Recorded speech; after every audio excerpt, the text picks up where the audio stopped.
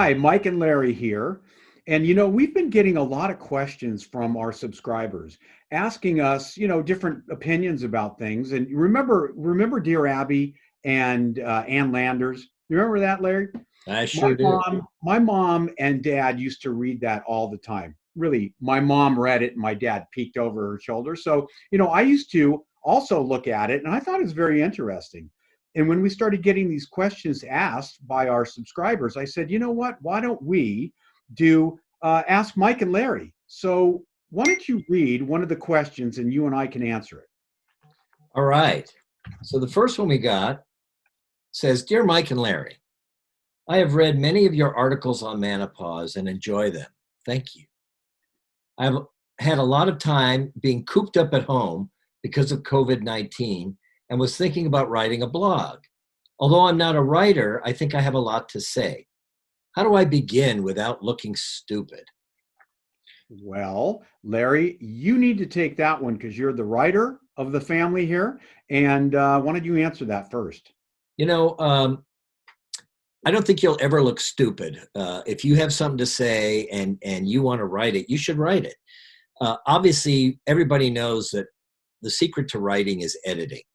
So the main thing to do is write what you want to write and then read it over a million times. Have your friends and family read it over and they'll find typos or sentence problems or something like that. But if the idea is good and the sentiment is good, it's not going to be stupid. It's going to be interesting. And we have a lot of good articles on our site written by some by professionals, some by wannabes like me and some of the other people that you'll And see. really me, And Mike, who's a real wannabe. right? So um, yeah, there should be no shame in writing what you want to write about. The key is to rewrite and rewrite and rewrite so that it comes off looking really polished. So Right. that'd be my recommendation. If you want to write, go ahead and write. And I have one thing to add to that. I was very nervous with our website, and I'm reading all the articles from all the great writers that have been, submitting all of their writings, and Thank you. and so I can't even speak. Right? I can't forget writing. I can't speak.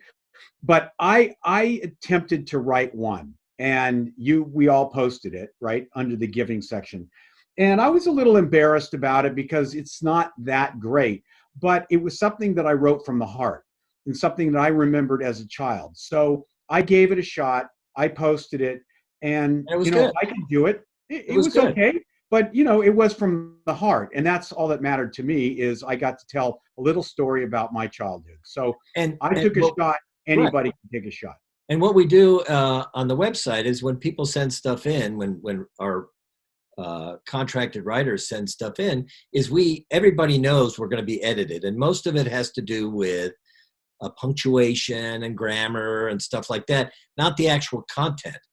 Because same thing with Mike's. I mean, the content was there. It was the heart was there. It was just a matter of forgetting a period or putting a comma in the wrong place, and everybody does that. So Right. that's why if you show it to other people, they'll see things that you don't see about that. So yeah, don't be embarrassed. Don't be ashamed. Just do it. And now's the great time because you're stuck at home. Great. All All right. right. Question number What's the two. next one? What's number two? Next question is a little bit more risque. As you know, on our website, we have a podcast with a woman named Frida who has a business where she sells bedroom toys and Sex toys. sex toys. It's called Oh, Bedroom Candy. right. So one of our followers wrote, I watched your Bedroom Candy interview and demonstration. Demonstration's a little strong. It was just demonstrating the, Tabletop yeah, yeah, demonstration. yeah, That's what it was. Okay. yes. And although I liked it, not all of us have the guts to use the products. I would love to be adventurous with my wife, but not sure how to bring it up without her thinking that I'm a perv, like Mike. Any Yeah. thoughts on how to broach the subject? That's a really, really good question. Mike, take it away. Yeah. Oh, gee, thanks. I'll go first. Uh-huh. Well, here's the deal.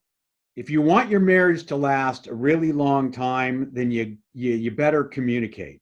I would attempt to have a discussion and ask your wife, is there anything else that you could do to please her or she could do to please you?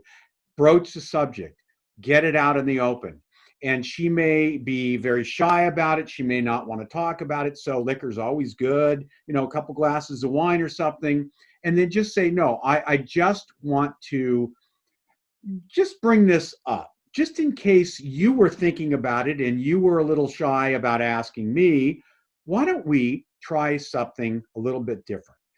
There's this menopause website I was watching. I was watching the podcast or the video podcast, and this woman was introducing bedroom candy.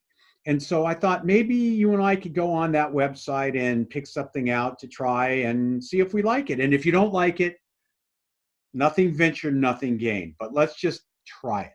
That's what I would say. Yeah, and I think And that's Doctor, what would you say? I think that's good advice.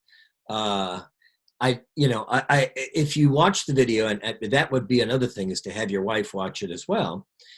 You can see where she's coming from on that. It just so happens that she's actually a Christian, and she has justified doing what she's doing, not to create problems in a marriage, but in fact to strengthen the marriage and keep couples together who may be starting to drift apart because of inadequate sexual activity. So I would point that out as well, that if she's a little nervous about it, that it's not being looked at from a perverted point of view. It's being looked at as, hey, what can we do if we feel there's something lacking to kind of improve our sex life? Spice things up. Spice things up. I think that's a great question. And, after you've been married as long as Mike and I have been, not to each other, but to our wives, I've been married for 37 years. You've been married for what, 36? 36, yep. And my wife and I have been together for 42 years. So, that's having the same entree every night, as we say on Menopause. So, yeah, you got to come up with creative ways to every night to keep everything interesting. Yeah. And how many burglars can you have? Right. Right. So yeah, that's a great question. Very relevant to our age group. And we want you to really keep those questions coming. Mike, why don't you tell them how they can reach us? Okay, so to get a hold of me or Larry, you can go to ME for Mike Estrig at manopause.com, and for Larry, LP at manopause.com. Please feel free to send in questions. We promise we will keep it confidential. As soon as we see the question, we may use your first name, but we will delete it right after. We'll just take the question and we'll ask at the next event that we have. And, and let us know if you want us to use your first name, not both, but first name, because that way you'll know we're talking about your question. So if you want to, just say, yeah, please use my first name. That way you know you're getting a direct answer to your question. Great. And Larry, how you doing there? Because you see, I've grown the COVID-19 I gave up because quarantine beard. I looked like crap, plus it was itching like crazy. So I'm shaving every other day now. And but yeah, I mean, everybody out there, really stay safe. Mike and I would love to be together as often as we were, but this is what you got to do to stay safe. And we want you to keep doing that. So when the quarantine's lifted, we can all have a great time.